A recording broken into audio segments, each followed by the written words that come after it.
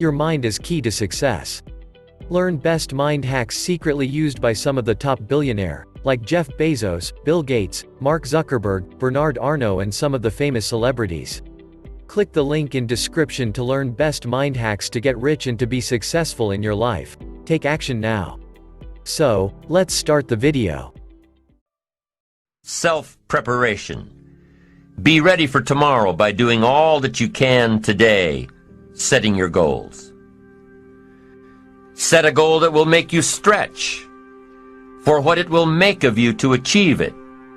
What a brand new reason for setting goals. What an all-encompassing challenge to have a better vision of the future, to see what it will make of you to achieve it.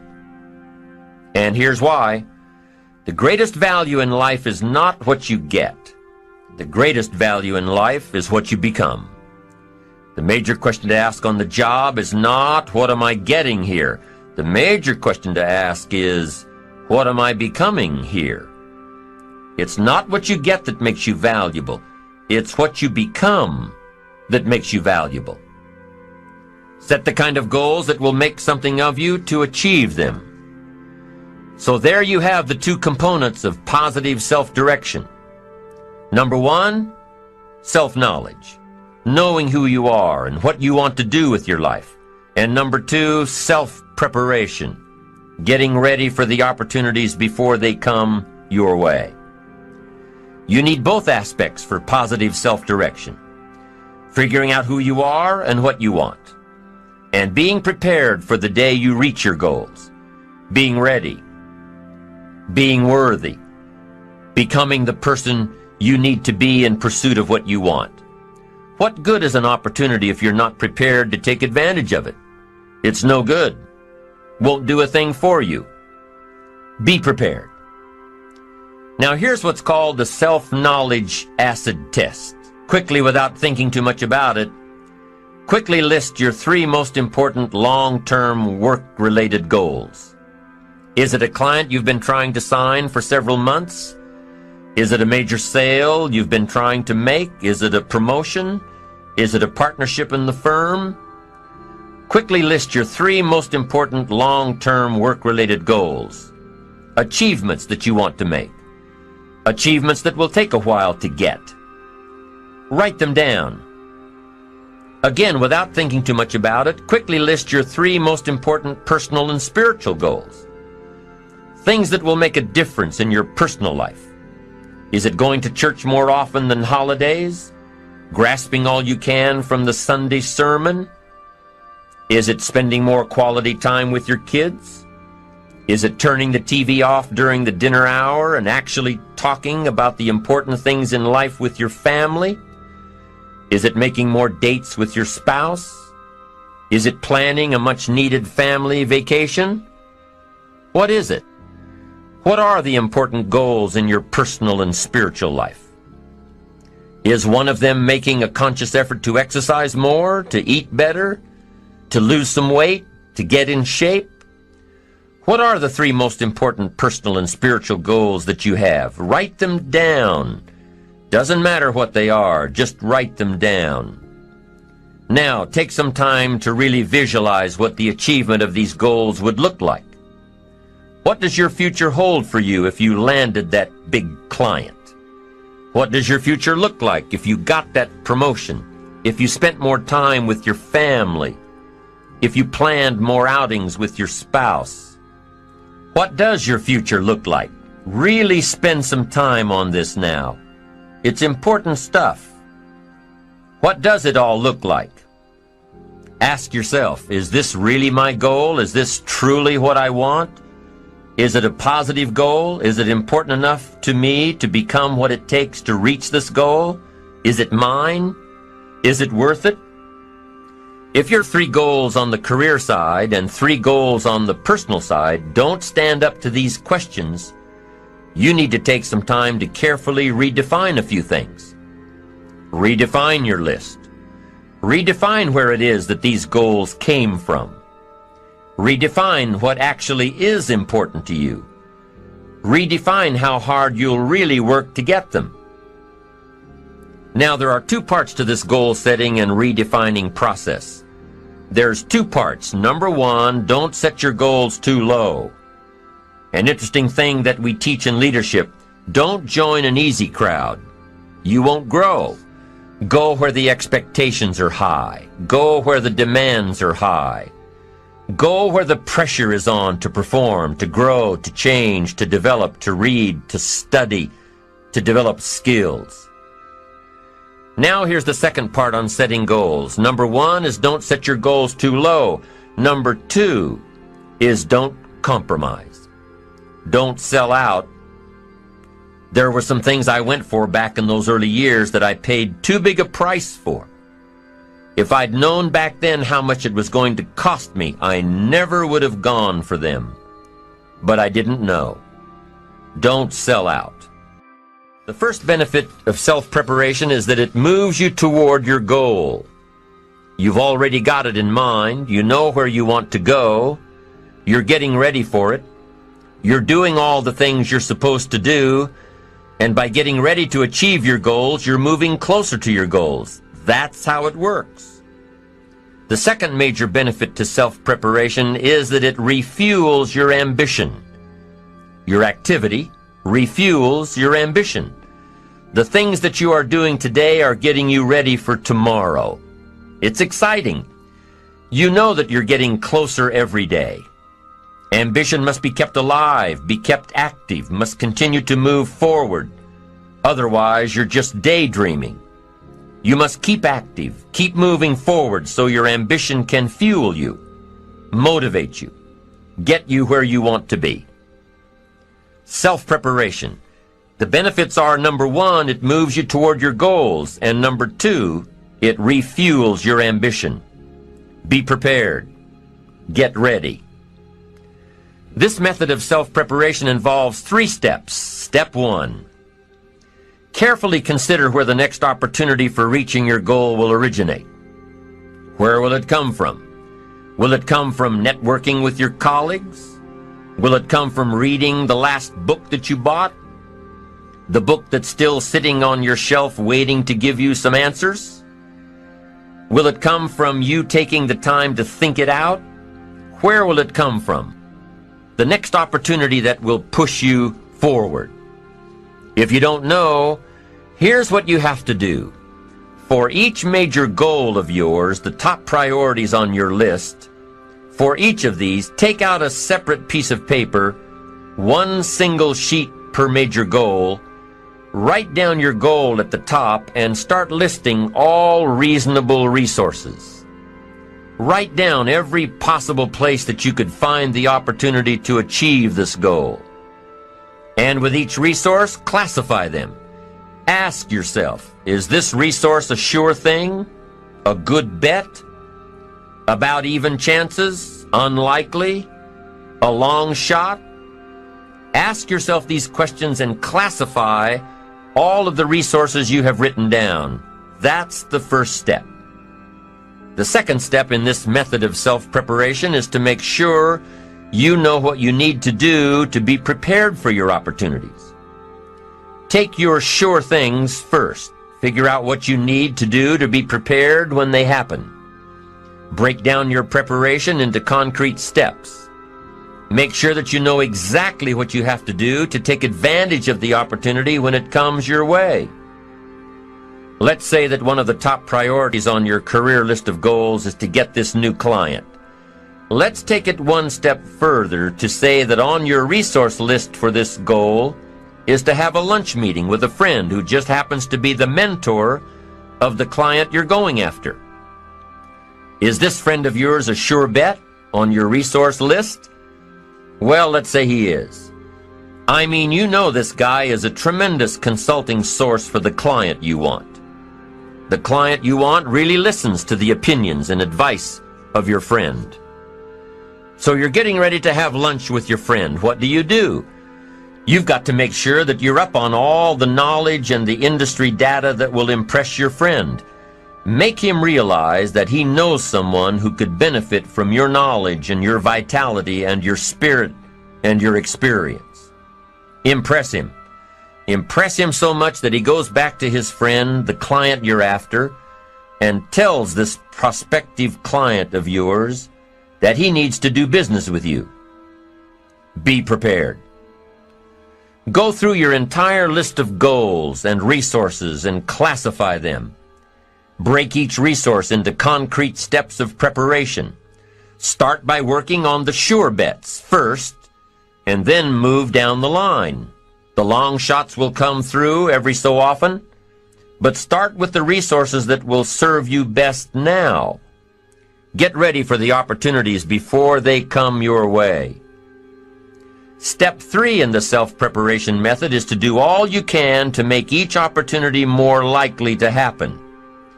After you've determined what you have to do to get ready, to be prepared, after you've determined this, see what you can do to expedite the process. What can you do to increase the likelihood of this opportunity?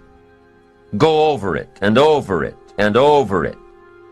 Use these 3 methods again and again as you assess where you are now and where you have to go next to keep moving toward the achievements that are most important to you. Step 1, consider your resources. Step 2, determine what you have to do to get ready. Step 3, expedite the opportunities. And by the way, this method of self-preparation works wherever you are in your journey, whether you're close to your goals or whether you're just starting your journey of self-direction. This method works. Have working knowledge to draw from. Continually work on yourself in preparation of where you want to be. Build a reservoir of thoughts and ideas and philosophies and experiences that are your own. Build, grow, change, get ready, be prepared. Be prepared for a life worth living. Now here are the 4 ifs that make life worthwhile. Number 1, life is worthwhile if you learn. Nothing worse than being stupid. Life is worthwhile if you learn. Learn from your personal experiences. Learn from other people's experiences. Second, life is worthwhile if you try. Now you've got to take what you've learned and see if you can try your hand at it. Someone says, well, you can't try, you have to do. No, you have to try. I put the bar up 2 feet and asked the kids who can jump 2 feet. I can, some say. I can't, some say. I don't know, some say. How are you going to know? You don't. You've just got to try. Just back off and run at it. How are you going to know if you don't try? Now, what if you knock the bar down? Does that mean you can't jump 2 feet? No. You have to what? Try it again. Of course, you have to try. Try it another way, but try. Try your hand at it. When the record book on you is finished, let it show your wins and your losses, but don't let the record book show that you didn't try. Next, life is worthwhile if you stay. You've got to learn to stay. Now, you don't have to stay forever. Just stay till you see it through. A guy builds a foundation and then he wanders off somewhere and builds another foundation. He's got these foundations scattered all across the country. I mean, no walls, no roofs, just a bunch of foundations. Not a good reputation. Stay. You don't have to stay forever. Just stay to finish something. Don't fall into the trap of less than refined sophistication. Stay till it's over. The 4th if that makes life worthwhile, 1 is if you learn, 2 is if you try, 3 is if you stay, and 4th if that makes life worthwhile is if you care. Caring is a unique human experience that is so vital and so powerful and so all-encompassing and so far-reaching. If you care at all, you'll get some results. If you care enough, you can get magnificent results. To lead a life worth living, you've got to learn, you've got to try, you've got to stay, and you've got to care. Taking responsibility for your own life, taking responsibility for whatever happens to you, knowing that you have consciously made the decisions that are now affecting you, knowing that what is happening now, today, is the direct result of your activity, what you did yesterday. Self-reliance is basically counting on yourself. Now, being self-reliant doesn't mean you can't work with others or trust others.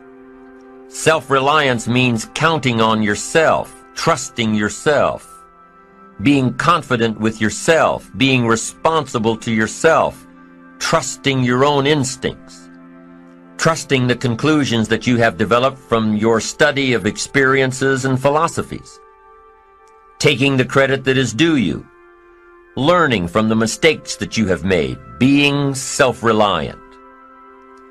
Gestalt psychologists give an example of being self-reliant. They say that you're responsible for getting caught in the rain. They say that by deciding not to carry an umbrella every day, you have made the decision to endure an occasional drenching. Translation: by not being prepared, you make the choice of getting caught in some of life's unpleasant circumstances. Be they rain, failures, economic losses, relationship losses, professional losses, personal losses. By not being prepared, thinking ahead, it's your choice. Now here's the other side of it. By being prepared, you increase your chances of success. You increase the likelihood. By being prepared, you increase your chances of success, of seizing opportunities when they come your way, of being ready within yourself to take advantage of once-in-a-lifetime situations. Some people tend to blame others for their mistakes, blame others for their failures. Somebody says, it's not my fault the report isn't done, so-and-so didn't do their part. Of course it's your fault. It's your report too. It's your responsibility to see that everyone you delegated work to does their part. Now, you can't control what others around you do, but it's in your own best self-interest, your enlightened self-interest, that you stay on top of things, especially if it's going to affect your future. You think your boss cares that John didn't do his part? You think he sees John as the bad guy? Of course not. All he sees is that the report isn't done, bottom line. Be responsible for the things that affect you. You can make sure you're more responsible by checking in with those people who are working with you, the people who make up your team. You can be more responsible by saying, hey John, how are you doing with your part? Do you need some help? Can we put somebody else in here to help you finish? Now if John consistently doesn't handle his part, you've got to replace John. If he isn't doing his share, you've got to find somebody that will. Or what? It will negatively affect you. You can't wake up in the morning that the project is due hoping and wishing that John has done his part. No, you've got to be responsible because it's going to affect your career too. Now, my approach to my better future very early on in my career was to just go through the day with my fingers crossed. And I used to say something like, I sure hope things will change for the better. Then here's what I found out. They're not going to change. Somebody says, well then, how will my life ever change? Answer, when you change. When you change, when you get better, it'll get better. If you change, it'll all change. Don't put it on someone else. Hope that someone else will change it for you. Take responsibility for yourself. Take personal responsibility. You can't change the circumstances or the seasons or the wind, but you can change your reading habits. You can change whether or not you go for the skills, burn the midnight oil, turn yourself around, multiply your value by 2, 3, 5, 10. That you've got charge of. That you have control of.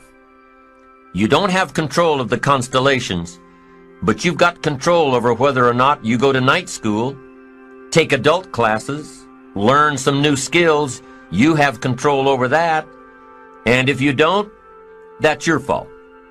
You've got to take personal responsibility. You've got to be self-reliant. You. Nobody else can change your life. alter your ambitions, pave a golden road for you. But you can. It's up to you. Be responsible for yourself.